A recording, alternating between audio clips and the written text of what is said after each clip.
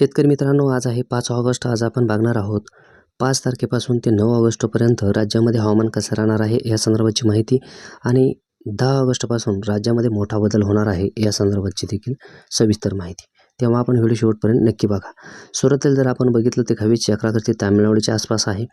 तिचा मोठा प्रभाव आपल्या राज्यावरती खास काही बघायला भेटत नाही. दुसरी एक हवेची चक्रागती आंध्र प्रदेशच्या आसपास आहे, परंतु ती आता कमकुवत होत चाललेली आहे.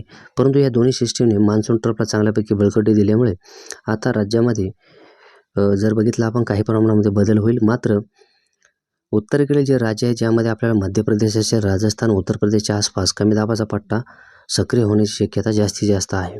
मान्सून काळामध्ये जी मान्सून ट्रफ होते सक्रिय होत असते त्याचा पश्चिमेकडचं टोक अजून देखील आपल्याला मध्य प्रदेश आणि उत्तर प्रदेशच्या दक्षिणेकडील भागाच्या आसपास बघायला भेटत आहे आणि दुसरं टोक आपल्याला पूर्वोत्तर राज्याच्या आसपास आहे.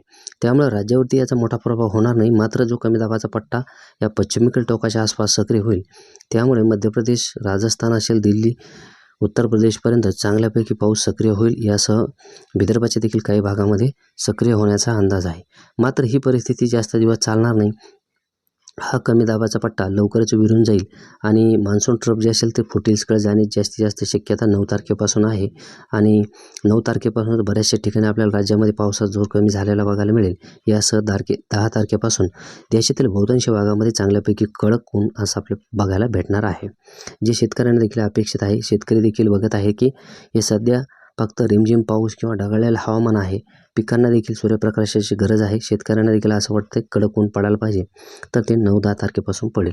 परंतु तत्पूर्वी जर आपण बघितलं आता 9 तारखेपर्यंत राज्यामध्ये कशी परिस्थिती असणार आहे, तर आज आणि उद्या आपल्याला राज्यामध्ये थोड्या भागासाठी पाऊस सक्रिय झालेला बघायला भेटेल. काही ठिकाणी आपल्याला हलके रिमझिम येऊ शकते, काही ठिकाणी थोडेफार बऱ्यापैकी रिमझिम आलेले बघायला भेटेल, काही ठिकाणी थोडासा मध्यम ते जोरदार पाऊस देखील सक्रिय बघायला भेटणार आहे. खास करून पश्चिमेकडचा विदर्भ असेल, पूर्व विदर्भ आहे, दक्षिणेकडील मराठवाडा असेल, मध्य महाराष्ट्राच्या आसपास किंवा साताऱ्याच्या आसपास रिमझिम किंवा ढगाळ हवामान जास्त प्रमाणामध्ये जाणवण्याची शक्यता असणार आहे.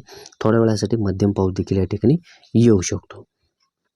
ही परिस्थिती आपल्याला 5 आणि 6 तारखेच्या आसपास बघायला भेटेल. मात्र 7 आणि 8 तारखेला बऱ्यापैकी राज्यामध्ये वातावरण जे असेल तर हे चेंज झालेलं बघायला भेटेल. विदर्भाच्या पूर्वेकडील भागाच्या आसपास चांगल्यापैकी मध्यम ते जोरदार पाऊस होईल, विजांच्या कडकडाट असा होईल. मात्र मोठ्या प्रमाणात पाऊस हा होणार नाही. काही ठिकाणी फक्त हलका गडगडाट आपला पश्चिमेकडील विदर्भाच्या आसपास किंवा उत्तरेकडील विदर्भ असो किंवा उत्तर महाराष्ट्राच्या आसपास एक दुसऱ्या ठिकाणी थोडाफार हलका गडगडाट होऊ शकतो. मात्र मध्य महाराष्ट्र असो किंवा उत्तरेकडे मराठवाडा असो या ठिकाणी 7 आणि 8 तारखेच्या आसपास बऱ्यापैकी चांगल्यापैकी वातावरण जे असेल तर बनलेलं असेल आणि संततधार पाऊस आपल्याला चांगल्यापैकी बघायला भेटेल.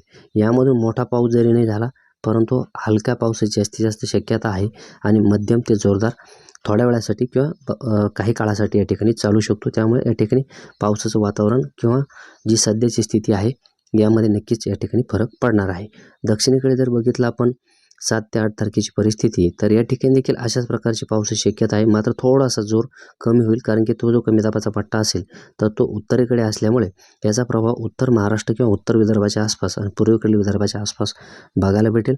हळूहळू दक्षिणेकडचा पाऊस कमी होईल, नंतर उत्तरेकडचा देखील या ठिकाणी आपल्याला पाऊस कमी झालेला बघायला भेटणार आहे. हा सुद्धा पाऊस कमी होऊन जाऊन राज्यामध्ये चांगल्यापैकी ऊन आपल्याला 9 तारखेपासूनच या ठिकाणी बघायला भेटणार आहे.